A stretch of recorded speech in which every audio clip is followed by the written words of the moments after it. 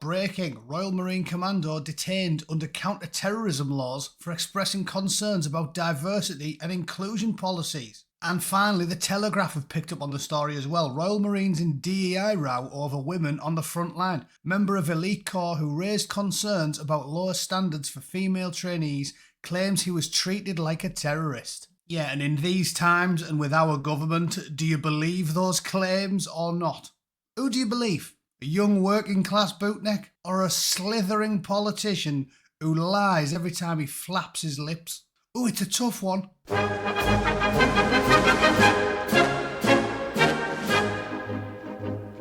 Right then, before we get started with this, I'll read you the story. However, dozens of you have sent me this one, obviously, being as I'm a prominent bootneck. And I don't want to repeat myself. I did talk about this as soon as I heard about it on Saturday, and I discussed it in my live stream there. So I don't want to repeat myself. I'll play what I said then for those of you that missed it, and then we'll get into this story. Okay, if you haven't heard, shenanigans in the military, taking the slash, as they did when I was in. I left in extremely angry and bitter and twisted. Took me many years to get over it because of the behaviour of the top brass, stitching up the men, stitching up my colleagues, essentially getting Dave Marsh and John Thornton killed when I was deployed with them in Kajaki. It's also when Ben McBean lost his arm and leg. That all happened when I was out there. I'd testified to it in court. The brass killed friends of mine, and they've always been against us, and it's still happening now. And you can have a quick listen. I'll let him sum up here. Video, and if you agree with it, then share it with other YouTubers and media reporters alike. I've been a YouTuber for 5 years, and in that time, I've never once gone into politics because as a YouTuber, it's not really my responsibility, or I don't feel like it's my responsibility to teach you what you should believe and what political opinions you should have. However, the British government is currently trying to slander, discredit, and defame my little brother, who is a Royal Marine Commando, simply for opposing something that he felt personally would result in the death of Marines. Now, by making this video and by standing with my little brother, the British government will most likely come for me next. They may have this video removed, they might have both my channels demonetized, and they'll probably try and dig up some dirt to discredit me. I want them to know that there is nothing I won't sacrifice for my family. So, with that being said, what's actually happened? My little brother expressed some concerns over dangerous DEI policies within a Corps of Royal Marines, and he made a petition to express those concerns. 1,000 Royal Marine Commandos signed that petition within 24 hours, and then the petition was taken down and the chain of command circulated messages saying that it was Russian disinformation. It wasn't Russian disinformation, it was my little brother and 1,000 Royal Marine Commandos. So what did the Ministry of Defence decide to do? Well, instead of addressing the problem that all of these Royal Marines Commandos had signed up for, instead what they did is they started a witch hunt to try and locate the individual that started this petition so that they could make their life hell. One of the ways they did that was Marines were literally taken into bright lit rooms and interrogated to try and give up one of their brothers. And yet guess what? Nobody gave him up, because the bootnecks have got principles, something the chain of command could take a lesson from. Now, after weeks of intimidation and threats, my little brother began to feel bad for his friends, for the guys around him who were all being threatened and intimidated by the Ministry of Defence. And so he went to his chain of command, put his hand up and said, "It was me that started the petition." And so what did they do? Well, they flew him down to the main mod Ministry of Defence building in London on the other side of the country and interrogated him, where they threatened him, his career, and his family. Well, guess what? I'm his family, and I'm going to shine a light on your total abuse of power, you shameful, pitiful, weak cowards. Now, after his first interrogation was over, he then went on holiday with his wife to decompress, but... Right, so that's the short version. I'll add my 2 cents, and with any luck, I'll get him on the channel and we'll have a chat with him next weekend. But essentially, this has been going on since I was in, right? I joined up in 99. Oh, Plastic Scott's in. Nice to see him. All right, mate. Yeah, so I showed him the first 2.5 minutes of that. Sums up briefly what the problem is. This has been going on since time immemorial. The state, the powers that be, look after themselves. They close ranks and they'll use any punitive measures they deem necessary to keep their iron grip on the situation. But to add my 2 cents, I joined up in 1999, so I'm from a slightly earlier generation. But this was happening when I was in, and the main reason I put my chit in and left was because of this type of behaviour. Dave Marsh and John Thornton. In fact, I'll look them up because it'll add some clarity to what I'm talking about. They'll be on one page because they die together. There we are. So that was when I was in Afghanistan. John Thornton and Dave Marsh got killed because the British government was more concerned with the feelings of the Afghans, right, than our men. And the major in charge of our company at the time, a guy called Duncan Manning, I was in the ops room when he was saying, this is a ludicrous policy. We stopped being able to shoot Taliban fighters when they were digging mines and improvised explosive devices in Helmand Province, which was probably the most dangerous part of Afghanistan, right? And he physically was whinging about it in front of me. And I said to him, has someone got to get killed before they change this policy? And he said, and I'm quoting him, probably. We all know they're not digging for carrots. That's what I remember him saying to me. We all know they're not digging for carrots. They were in the wadis at 3 o'clock in the morning in a deserted area because there was so much fighting going on, and they were digging mines and IEDs in. And about 7 weeks after that conversation, when mine and IED strikes had risen by a factor of 10,000%, Dave Marsh and Chippy Thornton both lost their lives. JT's, well, I think it's his mother's sisters got in touch with me as well when I talked about him before, because I knew him quite well, and I never forgot him. And this enrages me because it's always happened. These people, the scum that lord it over us, the first Sea Lord, that degenerate politician in a uniform, isn't fit. Like I tell you, don't let these people talk down to you. The first Sea Lord isn't fit to suck my left testicle. The man is a dog, because when you get past the rank of about major, you turn into a politician.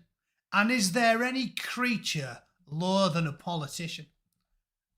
There's nothing worse. I'd rather be Gary Glitter's cellmate than a politician. They are worms. Absolute rats. And you know what was funny?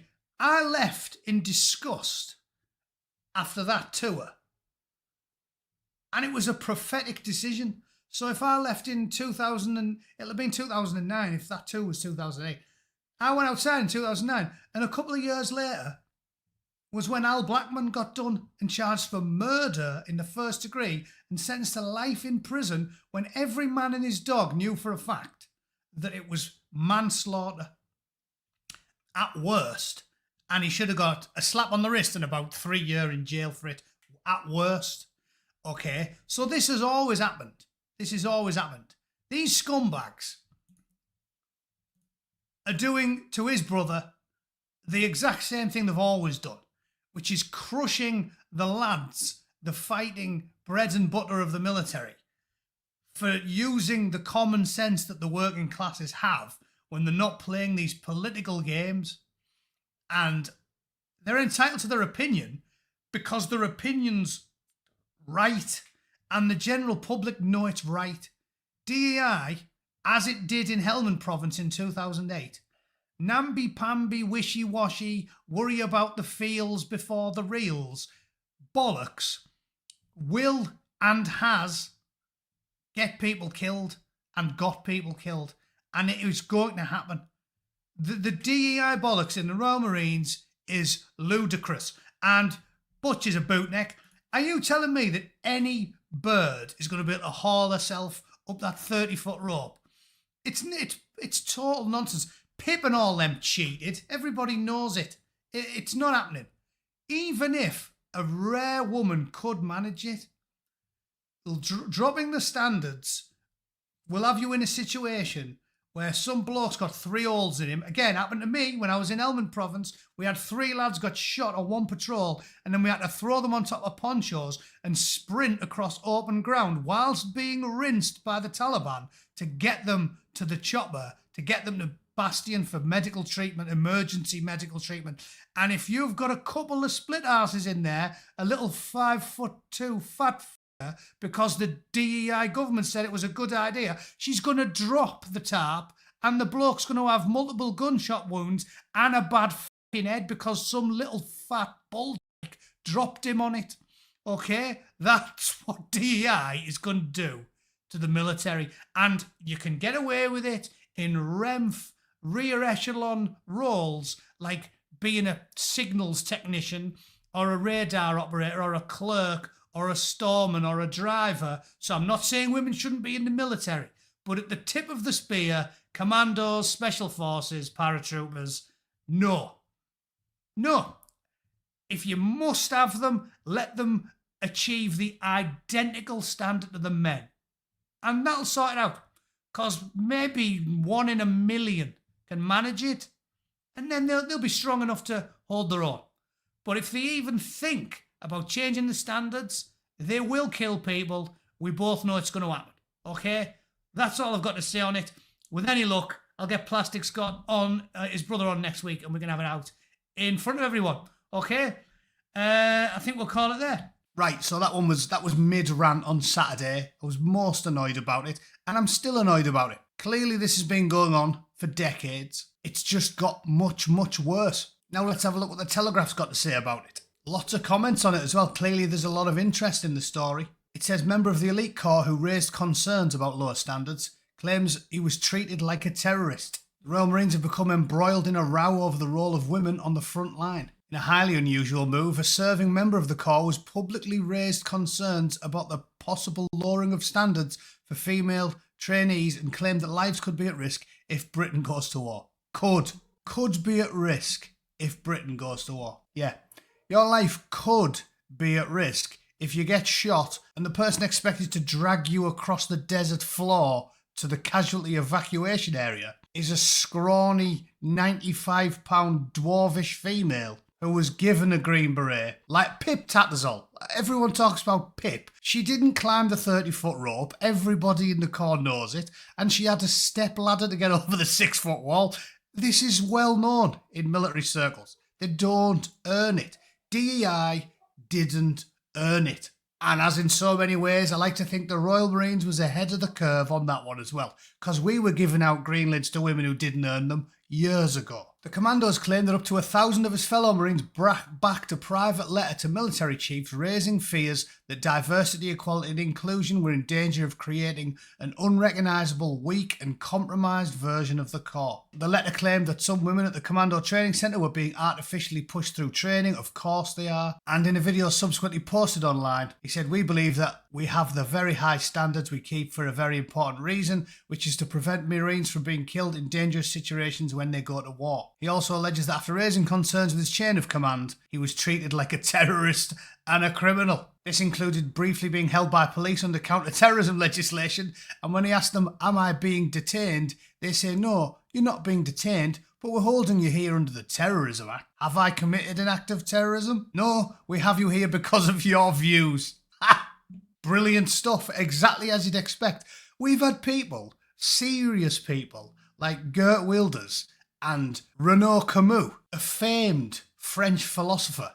And Geert Wilders is now the leader of the largest party in the Netherlands, and the British government bans them. So of course, I mean, you have to be a madman to think they aren't persecuting a young working class soldier. We've got less rights than anyone. If the British government will bend over backwards for a hate preacher or a one-eyed hook-handed cleric because he happens to have a bit of a tan and therefore is on their ridiculous victimhood pyramid, but they'll persecute renowned philosophers and writers and serious political leaders, what do you think they'll do to a bloke like this? Of course it's true. Don't listen to what they say, watch what they do. And Keir Starmer, the rat in a suit, sat in front of Trump and JD Vance and said, "Oh yeah, we've definitely got freedom of speech in England. I'm mega proud of it."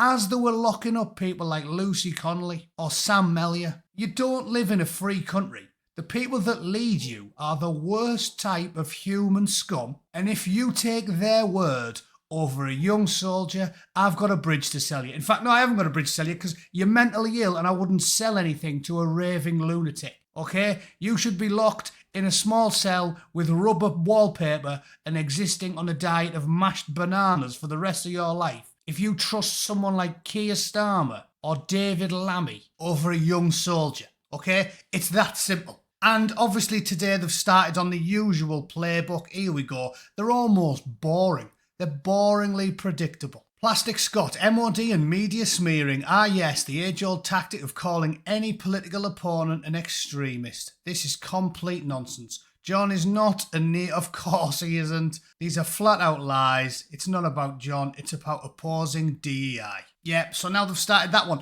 It's funny, the country in Europe that is probably most proud of their history fighting the actual November Alpha Zulus is the British. We grew up with those stories. People like me and no doubt John joined the military because you hear these stories on your granddad's knee about WW2 and you want to go and be the good guy because you read too many comics when you were a kid and you think erroneously that we're always the good guys and we're always doing the noble fight and the noble just cause, and we aren't. We're lions led by donkeys. All of our leaders are the worst type of oxygen thieves, fomenting distress and chaos and death and suffering and ignoring grooming gangs and bombing the shit out of people that don't deserve it. And when anyone who's working class dares to stick their head above the parapet, like so many have, and so many of them are still languishing in prison, you know what I'm talking about. When anyone pops their head up and points out that we're being led by professional liars, the worst type of degenerate sickos,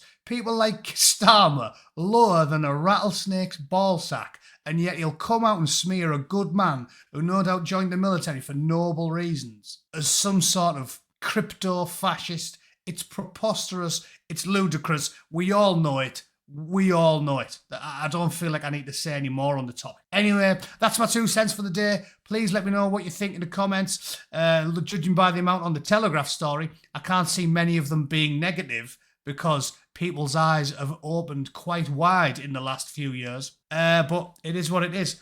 With any luck, I'll speak to the lad in person soon. Thanks for tuning in. I'll see you all tomorrow. Toodle pip. Cheers.